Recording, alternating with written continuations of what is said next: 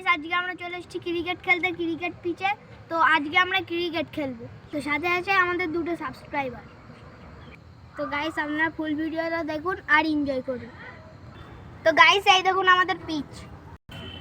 Guys এই দেখুন আমাদের পিচ, এখানেই খেলা হবে। তো গাইস এবার আমি ব্যাট করব। তো গাইস এবার তানবীর বল করে বলটা একটু দেখে নিন। তো গাইস এবার আমি বল করছি।